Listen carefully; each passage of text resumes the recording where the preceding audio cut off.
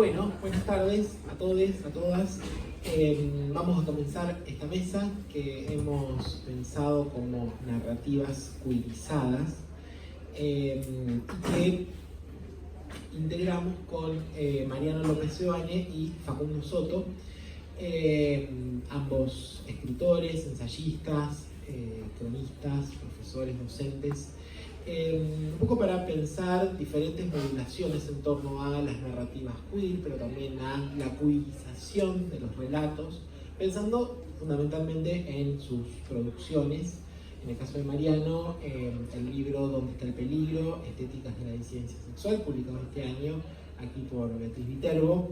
Y en el caso de Facu, el título que figura en la programación es En busca del puto amor, también un libro suyo reciente, pero pensando en toda su producción que es muy amplia, pensando en su biografía de Yoyo, por ejemplo, entre otros libros. Yo les voy a dar la palabra a cada uno como para ir disparando la conversación y después vamos a ir haciendo una interlocución más grupal. Bueno, lo que no definimos es quién quiere empezar. Bueno, adelante, dale. Hola. Bueno, gracias Javier por la invitación, también Caro, y gracias Javier y Caro por haberme invitado a estar en esa colección muy incipiente de Beatriz Viterbo, que es Sex, Gender, Queer, ¿verdad? Nada, que es una alegría estar ahí. También recién pensado, como estabas hablando y antes cuando venía para acá, para contarles un poco de mi libro y hablando de, bueno, esta cosa de queerizado, que es obviamente una forma de castellanizar una expresión inglesa, pero también, ¿qué querrá decir eso? Quiere decir mariconizar, pero también por ahí torcer, etc. Mi libro es un libro que es, digamos, es básicamente, entre muchas comillas, pero en su origen una transcripción de clases, ¿verdad? Se originan unas clases. Y eso que obviamente existe como género, de hecho, acaban de publicar hace poco las clases de Beatriz Arlo, digamos, está en general reservado para grandes maestras, ¿no? Bueno, yo tuve el atrevimiento de mis clases, siendo un don nadie, mandarlos a publicar de alguna manera, pero me parece que habla bien de la colección de abrirse a distintos modos de pensar, de reflexionar. Vos dijiste, hablando de tanto de Facundo como de mí, que somos, entre otras cosas, ensayistas, pero en mi libro por lo menos aparece un modo de ensayo que por ahí no es el más convencional. Dentro del libro hay distintos ritmos, distintos registros. Creo que eso también es parte de lo que hace el libro un libro queer, un libro que viene a queerizar algo, ¿no? Que esto es importante, me parece, incluso en el título que dijiste para la mesa, que no es lo queer o queerizar, no tiene solo que ver con los objetos que elegimos, o sea, qué objetos elegimos estudiar. Si elegimos estudiar la narrativa de un autor gay o un autor trans o la obra plástica de un artista queer que fuera, etc., sino también, así son las cosas, en el mundo queer es así. Todo se cae, todo se rompe. Sí, y todo vuelve a su lugar, de otra manera también. No, está diciendo que es... Yo lo tengo. ¿Te lo compraste vos? ¿Lo tenés el libro? Yo lo tengo, sí. No, yo lo sostengo. Lo sostengo, sí. No, quería decir esto, que me parece en parte del título lo que apuntás, y que mi libro por ahí trabaja un poco con eso también, no solo entender lo queer como un catálogo de objetos, como una serie de materiales que ya tienen ese sello, sino como una mirada, ¿no? Una perspectiva. Entonces, ¿qué se puede decir de ciertas cosas? Cualquiera sea esa cuestión que uno está estudiando a partir de esa perspectiva, ¿no? Entonces me parece que eso es lo que está convocando tu título de alguna manera, y creo que sí, que bueno, humildemente diría que mi libro responde un poco a eso, que efectivamente en un montón de momentos del libro, que repito, por momentos tiene un tono muy de clase, por momentos es un análisis línea por línea de un texto, por momentos estoy trabajando con un film, por momentos está en el centro de la escena un movimiento plástico, etc.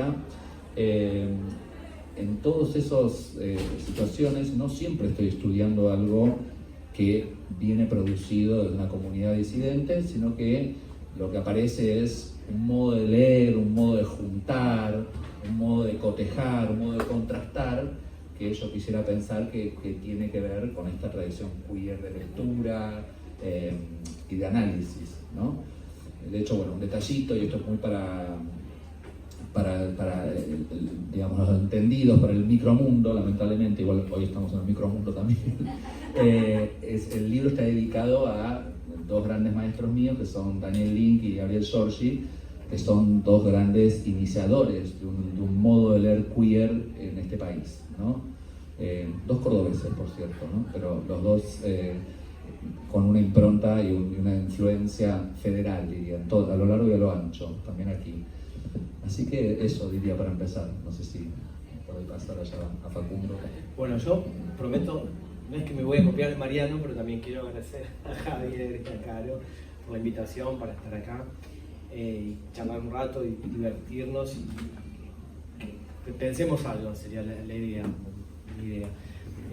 Sí, a mí esto de queerizar la literatura me encanta por un montón de razones. Voy a decirlo primero más medio teóricamente, digamos, después con algunos ejemplos de lo que estoy haciendo, de lo que hice, lo que hago. Me parece que es necesario queerizar la literatura porque estamos como formateados por la heteronorma, por un montón de objetos, inclusive de arte, que nos iban educando para ser heterosexuales como mandato obligatorio, digamos, no como una elección que es válida, sino, bueno, como una cuestión de que abortaba la posibilidad de cuestionarse, decir, bueno, ¿quién soy? ¿Qué quiero hacer? Por ejemplo, ¿no? Una persona una vez me decía, bueno, yo tendría que haber sido agrónomo, porque mi abuelo era agrónomo, mi papá trabajaba en el campo y tenía todo un futuro asegurado. Y me pregunté, me gustan las chicas, los chicos, mis compañeros a los 18 años tienen novia, a los 20 se casan, a los 21 tienen hijos, tienen la casa, y yo no sé si quería esa vida para mí.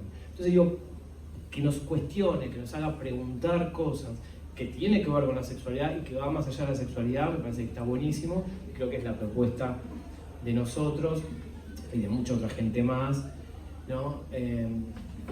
Ejemplo, salió el año pasado, está por acá también en un stand, lo vi, Charlie Queer. Cuando era chico era fan de Charlie García, chico digo 10 años, vi Clics Modernos, la presentación en el Luna Park y flasheé, lo esperé a la salida, le pedí un autógrafo, bueno.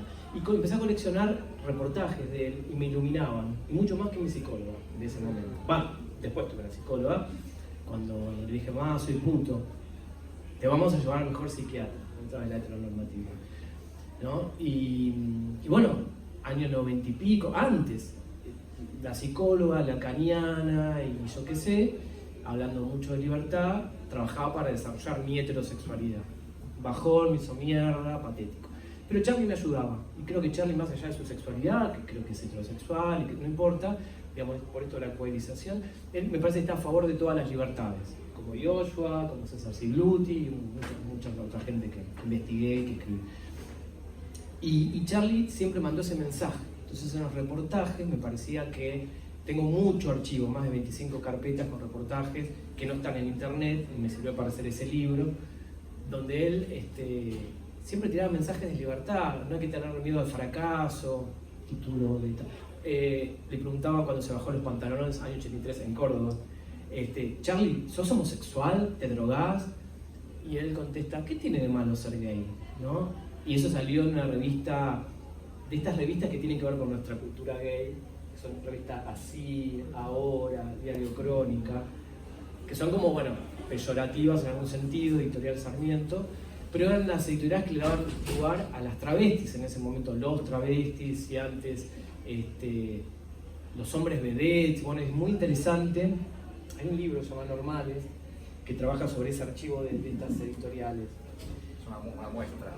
Es una muestra y está, claro, el catálogo como libro está buenísimo, ¿no? Porque es como reivindicar, lo que yo hice con Charlie, porque estos reportajes de estas revistas clase B, a mi entender, mi lectura es que los periodistas no estaban muy interiorizados, ni siquiera en el último disco de Charlie, ni menos en música. Entonces le preguntaban, ¿tenés el bigote? Y él decía, hay que bancarse ese defecto. Claro. O sea, no es que me lo tiño, tengo vitiligo, que después no le preguntaba, un periodista especializado no le preguntaba eso. Entonces me parece como muy rico y me ayudó a mí y a mucha otra gente a ser más libres. Le pregunté a César Sigluti una vez, que fue el presidente de la CHA durante 24 años, ¿qué le parecía a Charlie? Hermana, dice, siempre en las fiestas, en todos lados ponemos Sandra Miano y Charlie, y bueno, después otros grupos. Entonces me parece que está bueno esto de queerizar. Y bueno, con esta mirada queer podemos entender y ver un montón de cosas que, como la carta robada del Edgar Allan Poe, estaban a la vista, eran tan obvias que nadie la veía. Y con esto termino para no aburrirlas, que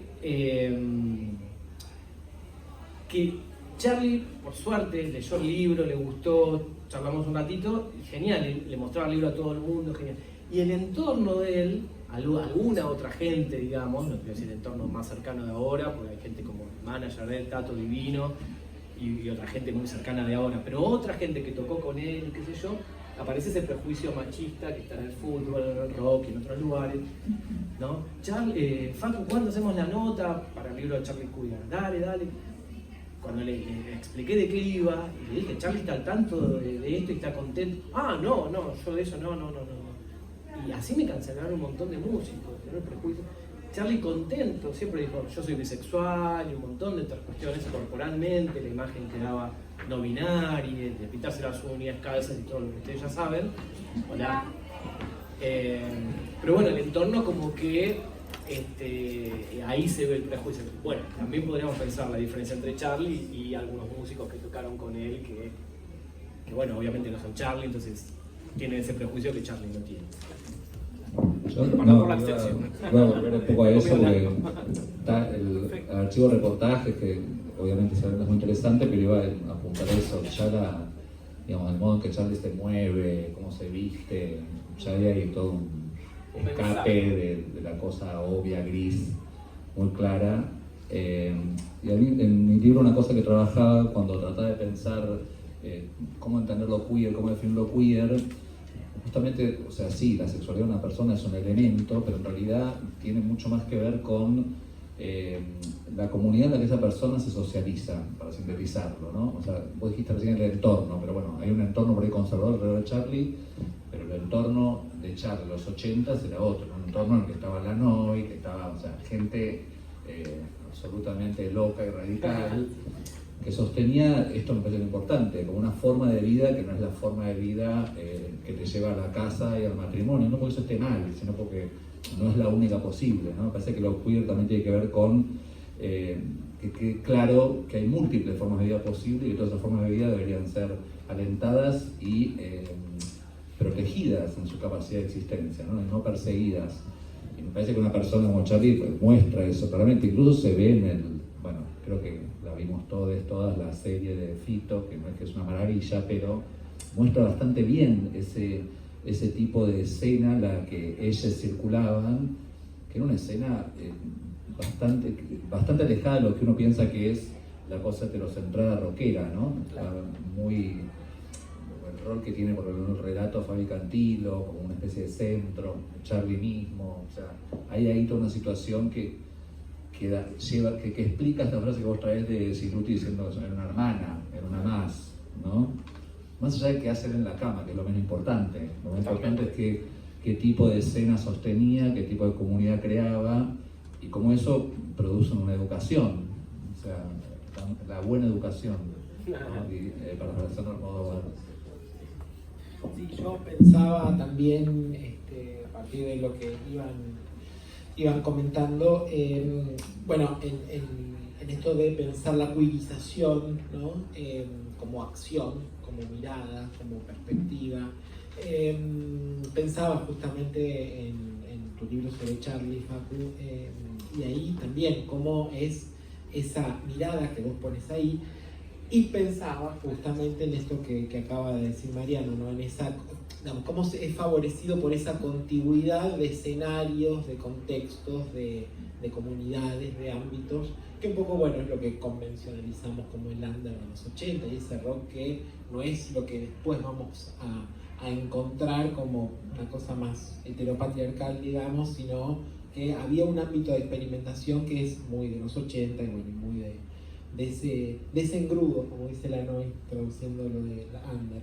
Pero sobre todo a lo que me remitía es, bueno, primero, ¿no? Pensaba también como en paralelo todo tu trabajo, Facu, en relación con el mundo del fútbol, por ejemplo, ¿no? Tenés mucha entrevista, mucha narración, mucha ficción sobre esa línea. Y también ahí como el gesto de queerizar. Pero yendo un poco más allá, pensando también en el libro de Mariano, en todo lo que va exhumando, reelaborando, revisando, la función del archivo, ¿no? Y quiero como ir para ahí. Cómo ese archivo de Charlie, ¿no?, permite volver a repensar un relato queer, cómo ese archivo de las disidencias en un registro múltiple, literario, cultural, artístico, visual, ¿no?, te va abriendo la posibilidad de construir esa mirada queer, ¿no? Acá está bueno lo que decís, lo pienso mucho en las imágenes, ¿no? Y en una cosa que decía Silvia Moroy, que lo que no se podía decir, y ahora pienso en Oscar Wilde, lo que no se podía decir por ahí explícitamente con palabras, se podía decir con gestos, con actitudes, con fotos. Con Oscar Wilde, el clavel verde era, no sé qué color era, que tenía el clavel exótico, digamos, la forma de sentarse, los tapados de piel, también decía, y muchos textos, ¿no? Entonces, está buena esta mirada actual y poder resignificar cosas del pasado que se decían a medias, metafóricamente, ¿no? Por ahí ahora, volviendo a Charlie, cambiaste de Dios, de sexo, un montón de fronteras, viernes 3 AM, ¿no? Lo podemos ver como más presente y antes por ahí lo pasamos desapercibido, ¿no? No se ponía mucho el foco ahí. Bueno, hay un montón de otras letras, ¿no? No soy un extraño, dos tipos en un bar, hay dos pibes tratando de encontrarse por primera vez, hay un montón de guiños que ahora los podemos por ahí explicitar. Y también estaba pensando, para pelearte un poco, Okay. No, que es cierto, en el under de los 80 había mucho Tortoneso, Lapillero y un montón de gente que, digamos, era muy desprejuiciada y aportó muchísimo. Pero digo también por ahí, después volviendo un poquito más para acá, en los 2000, y ahora pensando en Yoshua, que bueno, que digamos, las cosas no son lineales y que hubo, y espero que no haya tantos prejuicios, pero hablando mucho con Yoshua, que escribí la bio de él, o un perfil, él sufría mucho porque se sentía como muy discriminado en el ámbito cultural, porteño y under. Era muy loco, ¿no? Eso, porque decía, bueno, yo con los pibes de mi barrio me fumo un porro, nos tomamos unas cervezas, no sé qué, y tenemos sexo y está todo bien. Después de eso no hablamos, pero está todo bien. Ahora, voy a determinados lugares a hacer una lectura, está bien, eran lecturas medio punk, ¿no? Cuando el tema del HIV todavía no, era como muy fuerte y qué sé yo, y él decía, tengo HIV, SIDA, no sé qué, y se cortaba y caminaba entre la gente. Era una performance también, ¿no? Ponía el cuerpo y accionaba, no era una representación, no estaba haciendo de nada, era él mismo. Y por ejemplo Matías Breck, que es amigo y que lo publicó y que lo bancó muchísimo a Yoshua cuando estaba en situación de calle, vivió mucho tiempo en la casa en la editorial, en realidad en la imprenta de Matías, sin pagar nada, porque no tenía un mango. Pero Matías me decía, sí, ponelo en el libro, obvio. Cuando vio esa escena, salió corriendo, estaba con su novia, dijo, y le costó mucho tiempo volver a ir a recitales, presentaciones, o ¿cómo decirlo?, de poesía. Recital de poesía, porque era muy fuerte. Y también él me contaba que iba a un lugar a leer poemas y mucha gente con remerita, con no sé qué, y él iba con gorrita cuando no era cool usar gorrita, pantalón de gimnasia y una pierna levantada. Hay fotos de eso, ¿no? Después con la muleta, y era mal mirado, y él escuchaba cosas, y bueno, y para pensar, no sé, para charlar, no sé qué piensan ustedes, que a veces por ahí en ambientes muy intelectuales y muy culturosos, no sé ahora, pero hace por ahí en la década del 2000 y eso, había toda una cuestión como muy machista y no tan abierta, tan queer como por ahí empezamos a ver ahora. ¿Qué piensan? No, bueno. ¿Te robé el lugar de moderado? Adelante. No, pero digo, lo queer es un elemento, pero no deja de existir la clase social, por ejemplo. Entonces, como hay ciertos ámbitos que están dominados por, en general, como la clase media, no sé qué, llega un pibe de un barrio que no es el usual, y sí, genera esa respuesta. Creo que hasta el día de hoy puede llegar a pasar eso. Vieron que está esa expresión, lo gay nos quita lo fascista. Bueno, lo queer no quita ninguna de las otras cosas por las cuales los seres humanos discriminamos, ¿no? y establecemos barreras.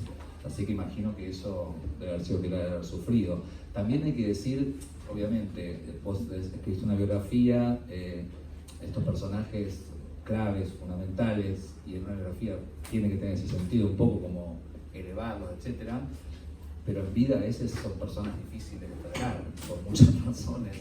Yo he estado cerca de artistas conectados con el under, los 90, etcétera, que yo admiraba, y estar en el día a día con ellos es una pesadilla, o sea, literalmente.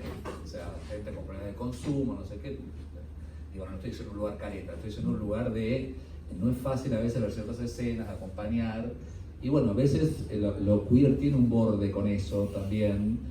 Que es interesante pensar. Yo en una parte de mi libro, vuelvo al libro porque estaba en el título, ¿no? Porque quiero ser autorreferencial, pero en una parte del libro pienso un poco la conexión entre ciertas escenas queer y el uso de drogas, ¿no? Que es algo que se ve en muchas escenas queer, obviamente, en la Factory de Warhol, en la movida madrileña con Almodóvar, en el under de los 90, el Rojas en Buenos Aires. O sea, hay ahí algo, obviamente.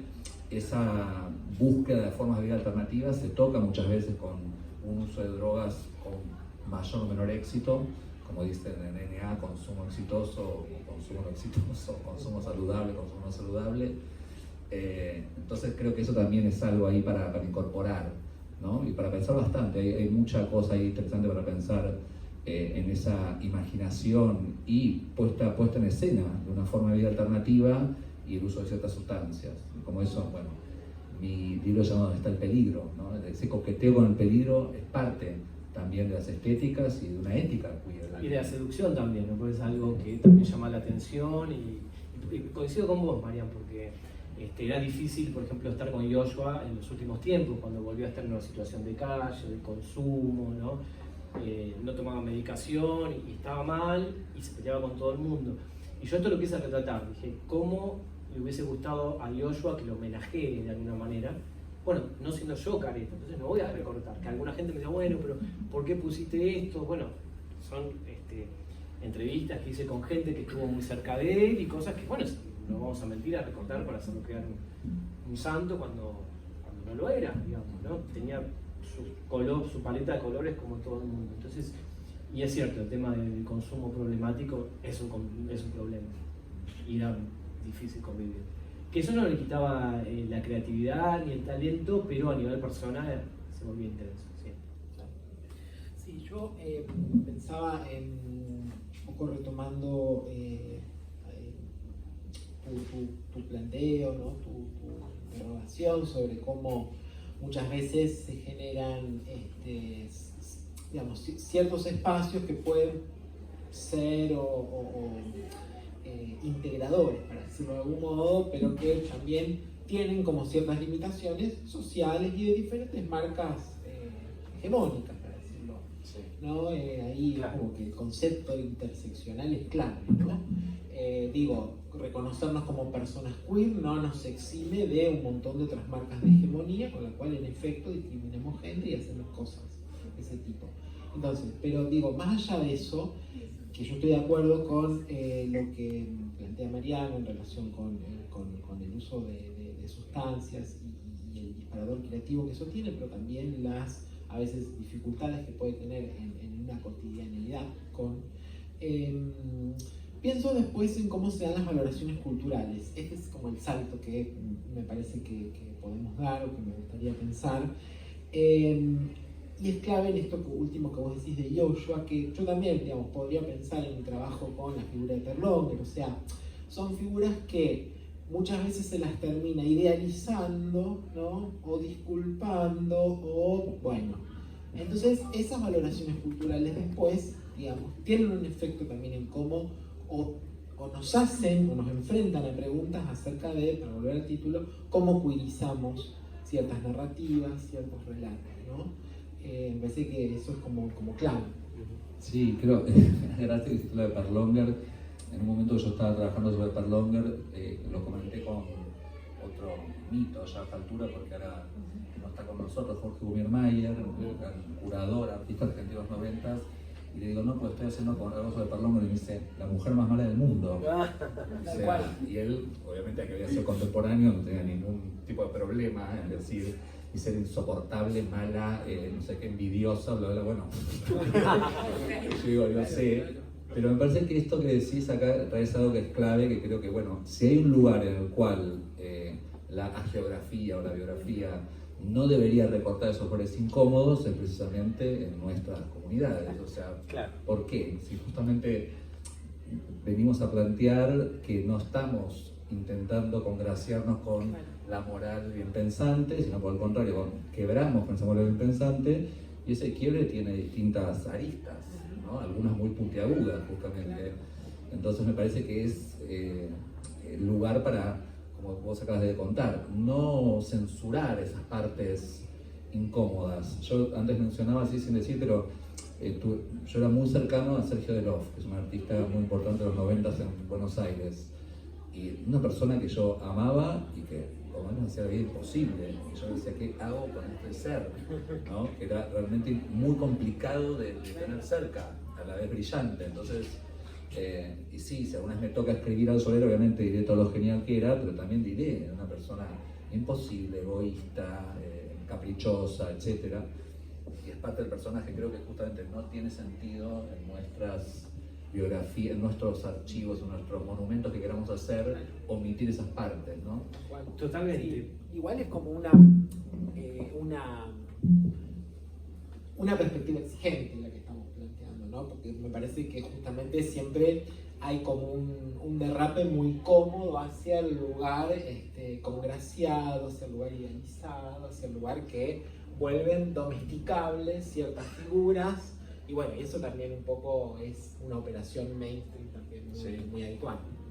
Sí, pero también tenemos la otra beta, me parece, de que somos fieles a lo que nos gusta, no somos caretas, damos la cara, soy gay, soy puto homosexual, traga lo que quieran, y no tenemos vergüenza. Esto es una cosa, una enseñanza por ahí, yo digo, con la CHA, como objeto estratégico, nacieron en los años.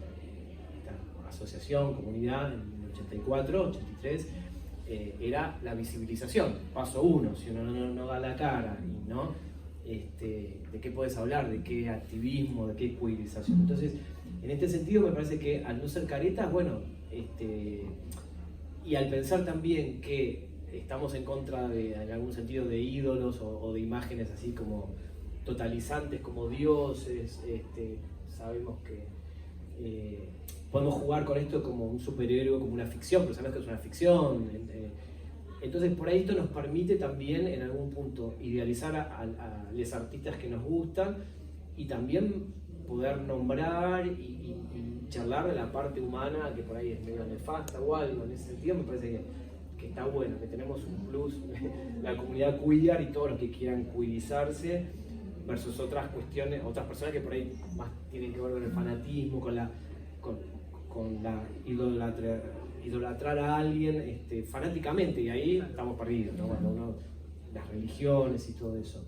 Y estaba pensando en la Lemebel, Pedrito Lemebel, siempre cuento lo mismo, yo viajaba mucho a Chile por el trabajo, hablaba 2-3 horas por teléfono, divino, encantador. Cuando le decía, Pedro, la entrevista, yo quería hacer una entrevista, ¡no! Le agarraba un brote psicótico, no era psicótico, y después, pero se calentaba tanto que cortaba y me mandaba radial y me llamaba, yo atendía, y seguía puteándome, o sea, era un brote. Después decía, bueno, todo bien, amigas, y me cortaba. Y un día fui un día a la casa y la pasamos divino, re dulce, todo el día mejor. Cero entrevista, bueno, pero por ahí escribo algo, bueno, pero no grabes nada, bueno, no entrevista. Me preparó pastel de papa, me mostró el agujero que tenía acá, de los 5 centímetros de laringe que le habían operado. Divina. Mi niña me decía, me agarraba la mano, bueno. Y él decía, por ejemplo, que no soportaba que sean tolerantes con él. Porque dice, yo no soy tolerante con nadie, la tolerancia tiene que ver con la lástima, tiene que ver... y tiene que ver con esta cosa punk, que tiene que ver con lo queer, que no nombramos, que me parece que lo queer ¿no? Lo raro, abyecto, lo que está por fuera de la norma. Yo a un libro, unas notas, un libro compilación de artículos periodísticos, etc., le iba a poner textos queer. Y después dije, no, porque queer está bueno, pero bueno, como lo pusieron ustedes, está bueno, con C. Digo, quiero algo que realmente sea más queer, bien argentino, bien punk. Entonces lo traduje como pude. Entonces el libro se llama Notas Maricas. Y es medio, no sé si fuerte para todos y todas, pero para algunos por ahí sí. ¿Viste? Yo vi en alguna feria de libro independiente un nenito, Notas Maricas, dice el nene. Yo digo, ojo que te contagió el libro, lo tocaste, lo leíste, ahora ya sos maricón. La madre me miró, no sé, casi me pegó con la mirada, sentí, ¿no? Pero bueno, esa por ahí es un poco nuestra intención, mover reglas, hacer algo punk. Sí, totalmente. Sí, pensaba ahora también, en un momento mencionó lo del fútbol, o digamos, el fútbol como un ejemplo máximo de una cosa supuestamente monolíticamente heterosexual, ¿verdad? Porque digamos que no hay nada más, bueno, estoy diciendo esto ya, a medida que lo digo, es una estupidez esto, porque no hay nada más homoerótico que el fútbol. Exacto. También, ¿no? Pero digo, esto de... Sí. Gracias. Sí. No, claro. Esto de queerizar, me parece que está bueno eso que decías que traía de lo que había hecho él, pero pensando, por ejemplo, ¿era con vos que hablaba de Charlie Herrera? ¿Conmigo? Sí. Sí. ¿Vieron? Charlie Herrera es artista rosarino, creo. Sí, es de Rosario. Mirá cómo hago los deberes y traigo la artista local. Bueno, yo hablar de Fito Páez. Charlie Herrera tiene una serie de trabajos en relación con el fútbol, no sé si los conocen, que son impresionantes, que hizo como fotos de los vestuarios, precisamente de una mirada, como un marica de un vestuario, que es casi una fantasía, ¿no? Sexual total. Y después tiene toda una serie que es maravillosa, que les recomiendo que la busquen, que él como que, bueno, de repente conoció a un pibe, igual al fútbol, que se enganchaba, como que le gustaba, pero el pibe era no nada que ver, pero en un momento no sé cómo conseguía que el pibe le regalara sus botines y sus shorts y su calzoncillo, y con eso le empezó a crear unos tótems, como que eran una especie de representaba, como si fuera un retrato de la persona. Él lo llama retratos. Él lo llama retratos. Digo, es algo que solo se puede ocurrir un marica realmente, ¿no? Como pensar que el calzón, las medias, con el sudor del chongo se transforma en un tótem, ¿no? Un poco. Y eso sería un buen ejemplo de queerizar, ¿no? Esto de cómo esa mirada que tiene que ver con el deseo rompe una cosa que supuestamente, repito, supuestamente, y acá me trae el rugby como algo mayor incluso, pero que bueno, es un monumento de heterosexualidad en este país, un monumento. Me acuerdo del año pasado cuando ganamos el mundial, está esa canción Muchachos que tenía un verso que era que Mbappé, el francés, aparentemente la novia de Mbappé era travesti, entonces ya eso cuestiona su masculinidad, o sea, hasta el día de hoy está muy marcado una cierta idea monolítica de masculinidad con el fútbol, ¿no? Entonces, bueno, incluso ahí, en ese, supuestamente, en esa fortaleza que parecía inexpugnable, puede entrar el ojo de loca, digamos, a hacer algo, ¿no? Y Charlie, que es alguien que admiro mucho, hace eso muy bien. Después, obviamente, también hay escritores que hacen eso, etcétera, pero me acordé de esto que es muy visual y muy potente. Sí, claro. Y rosarino. Claro. No, y mirá, en relación a eso, yo jugué en el 2009, empecé a jugar en el equipo de fútbol gay, y las cosas que vivía, que eran alucinantes, esto tiene que estar en algún lado. Y ahí empecé a escribir las crónicas de fútbol gay, juegos de chico. Después otro libro se llaman Las Inferiores, basado en anécdotas. El primero son más anécdotas, más crónicas, y el segundo tiene todo un trabajo más de cuentos, ¿no? Y les cuento una anécdota y después lo que pienso sobre eso. Me acuerdo que un día estábamos entrenando en Parque Sarmiento y viene un chico y como muy temeroso, a ver dónde me estoy metiendo, ¿no? Entonces un chico marica que jugaba con nosotros, Fernando, llegó al extremo, juerizó toda su forma de centro, se acerca y le dice, meneando las caderas, ¿y vos qué onda? ¿Cómo qué onda? El otro impostaba la voz, ¿no? Y le dice, ¿activo o pasivo? activo, le dice, activo con el culo, mi amor. Nos empezamos a caer de la risa. Y después le dije, bueno, pará, porque lo expulsaste al pibe, seguro no vino más, se asustó. ¿No? Por esa cosa para pertenecer, la cosa del machismo y eso. Y me parece que eso por ahí, mi mirada, no sé, está más en la hinchada, en el entorno, y también siempre con una doble moral, ¿no? Que en los jugadores de fútbol en sí. ¿No? Los jugadores me parece que son como más profesionales, entre comillas, y más queer, me parece a mí, ¿no? Por la poca interacción que tuve con algunos de ellos en un entrenamiento, igual los pibes chupan huevos, los jugadores profesionales, si uno es gay o no es gay. Lo que pasa es que me parece que ahí están los intereses de los clubes, que si algún jugador sale del closet, por lo menos hace 10 años o 8 o no sé cuánto que investigué el tema, le sacan los sponsors, como que no quieren, el machismo del entorno, digamos. Otra vez el entorno, tengo un tema con el entorno. Bueno, digamos, de los que están alrededor de los jugadores en sí. Me parece que los jugadores profesionales, por lo menos, tienen una cosita tipo relojito, como muy de conducta, en términos generales, hay de todo, ¿no? Que yo conocí, que no bebían, inclusive a algunos ni les gustaban las mujeres ni los hombres, eran como una cosa como de alto rendimiento con el cuerpo, o la cuerpa para el fútbol como objetivo casi único. Sí, tenían novias, casualmente modelos, más por una mirada social, ¿no? Como más carentes de prejuicios, ¿no? Pero el entorno sí, totalmente, ¿no? Bueno, no sé si nos quedan 5 minutitos.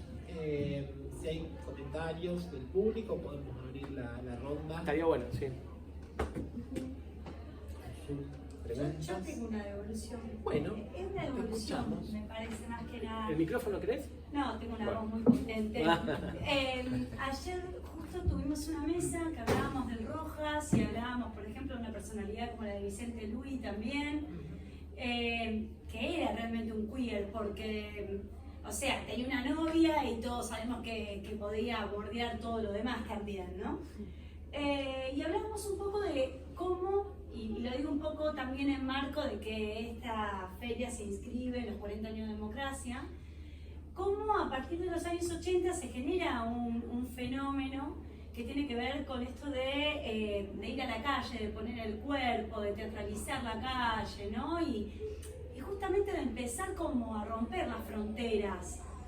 Y en este sentido pensaba, por ejemplo, cuando dijiste lo de La Flor de Wilde, lo que es una película como Velvet Goldmine, por ejemplo, esa que está Christian Bale, años 90, donde el referente ahí es como sublime la película, donde está ahí como interactuando entre David Bowie, Lou Reed, que Prince, si se quiere también, y que fueron referentes para pensar lo que es nuestro rock, el rock que generó, digamos, una huella. Charlie, Spinetta, Soda Stereo, Virus, Los Abuelos. Digo, ahí hay como, me parece que hay una politización y que tiene que ver también con la democracia, que es algo que vos trabajás mucho en el libro también, claro. Ese giro, ¿no? Y ustedes hablan, está bien, yo soy, digamos, hetero, si se quiere, tengo una vida heteronormativa, tal, pero digo, hoy los niños, esto que vos contabas de la feria, del nene que arroja esto como, ay, estoy leyendo maricón, no existe más. Mi hija de 6 años dice que ella va a ir con sus amigas y que a veces van a incorporar algunos que otros amigos varones y que van a tener una comunidad. Quiero decir, a veces juegan con las Barbies y tienen novias esas Barbies. Y está bien, mi casa es una casa muy abierta, pero quiero decir, amigos que vienen de otras estructuras, no existe más, se ha queerizado también, sí. Me parece, la educación.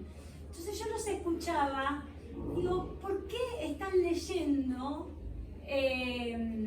fronteras tan rígidas? Porque no las leo yo, que estoy parada en el otro lugar, no sé si me explico. Claro, pasa que vos sos hetero. ¿Será por eso? Y digo, obvio. Porque, no sé, me parece que todo es... Mira, yo doy clases en la Facultad de Flores, sí. Este cuatrimestre no, creo que no voy a seguir porque estamos hablando con Javi. Hay una referencia muy grande. Hay mucho laburo, bueno, quiero hacer otras cosas, entonces pedí licencia y no creo que siga. Laburé hace, no sé, 20 años en la facultad.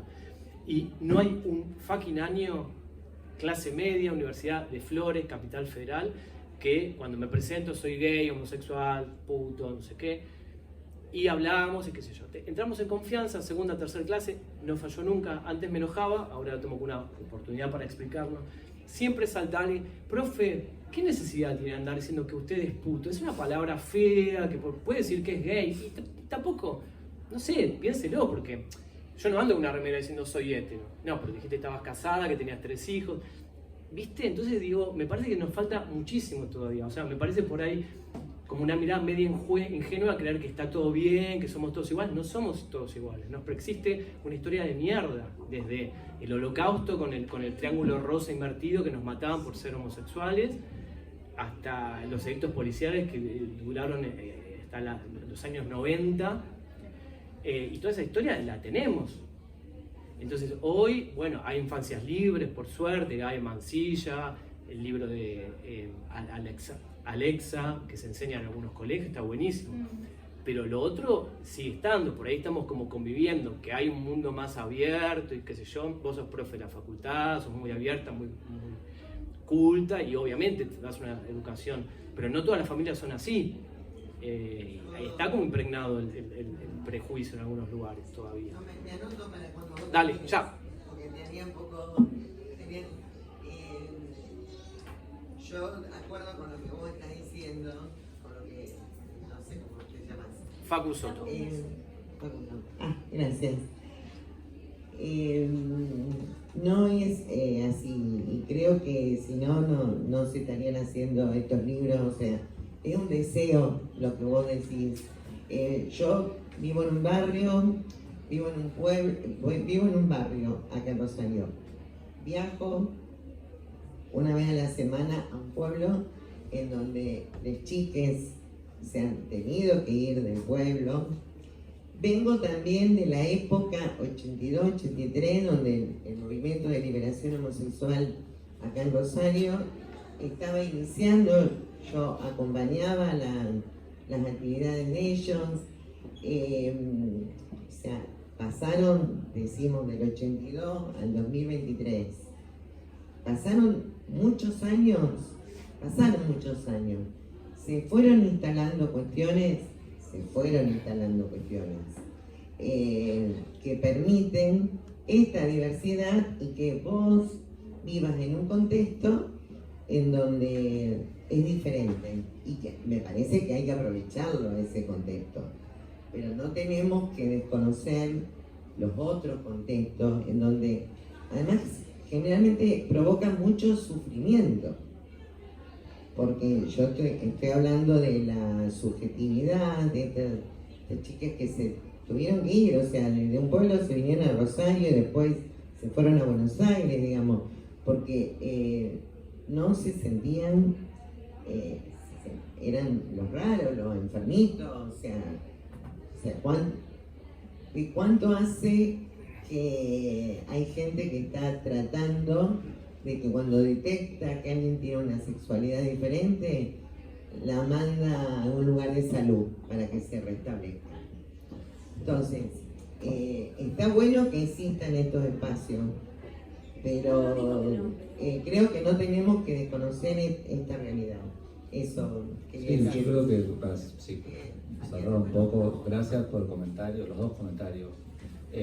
Hay un poco de, digamos, lo que vos traes, Caro, también resuena, obviamente, hay algo que sí, en todo caso por ahí lo pensaría más en términos de un planteo, si querés, estratégico político, si tiene sentido seguir planteándose en esa diferenciación o no. Incluso decir soy gay, ¿no? Pero eso, claro, esa sería por ahí una discusión posible, pero creo que la otra parte que ellos traían de que tanto la señora como Facundo, de que hay situaciones, contextos en los cuales todavía es absolutamente imposible tener una vida libre como una persona queer. Esto es así, sobre todo porque me parece que yo un poco, perdón, traigo esto en el libro en un momento, o sea, el mismo movimiento que ha producido a nivel global, sobre todo urbano, una especie de, para decirlo muy rápido, liberación de las costumbres, que es lo que los historiadores llaman el postfordismo, es lo mismo que ha disuelto un montón de comunidades y que hace que esas comunidades se agarren de valores súper conservadores. Viste que ves en un montón de lugares el retorno de evangelismo, cristianismo súper conservador. Entonces, por ahí tenés en el mismo país como este, ciudades como Rosario, Buenos Aires, súper cosmopolitas, progres, no sé qué, y dos ciudades más pequeñas que se aferran a un catolicismo con un evangelismo rancio en el cual el rarito es un peligro, como efectos del mismo proceso histórico, ¿no? Entonces, mandan al templo para ver si tipo, para reformarlo, pero no tiene mucho éxito, creo.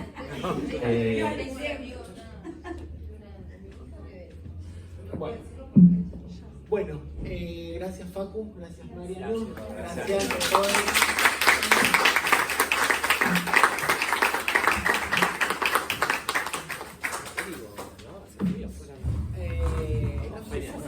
No, acá no, afuera. Ya entró el micro, María estaba a 40 grados.